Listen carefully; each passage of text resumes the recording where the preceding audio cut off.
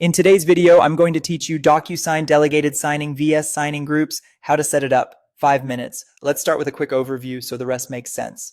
Delegated signing is best when a specific recipient may need to hand off their signing to someone else temporarily, like when they're out of office. Signing groups are best when any one person from a team can sign and you don't care exactly who, as long as one qualified member completes the role. Begin by logging in to Docusign. From the home screen, open the admin area.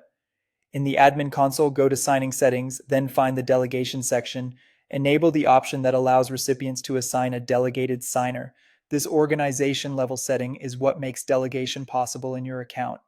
Turning it on doesn't force delegation, it simply lets recipients choose a delegate when needed. Now set up user level delegation for yourself.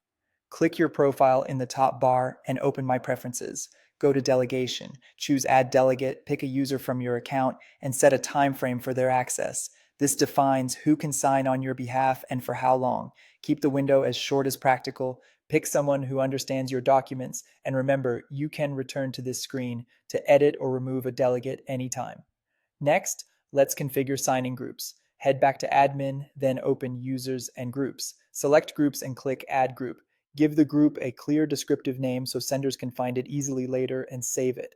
Open the new group and choose Assign Users. Select the members who are allowed to sign for this group and assign them. Keep group membership current as roles change. A quick quarterly review is a good practice. Here's how you use a signing group when sending. When you're preparing an envelope, type the signing group name in the recipient field instead of an individual's name. Docusign will notify the group members, and the first person to complete the signing will satisfy that recipient role. After one signer finishes, routing continues automatically to the next recipient. To recap the difference as you work, delegation stays tied to a specific person but lets them pass signing to a trusted backup for a defined period, while signing groups make the recipient role flexible so any one approved user can complete it.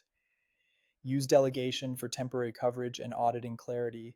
Use signing groups for pooled responsibility and faster turnaround. With both configured, you'll handle out of office situations and team based approvals smoothly.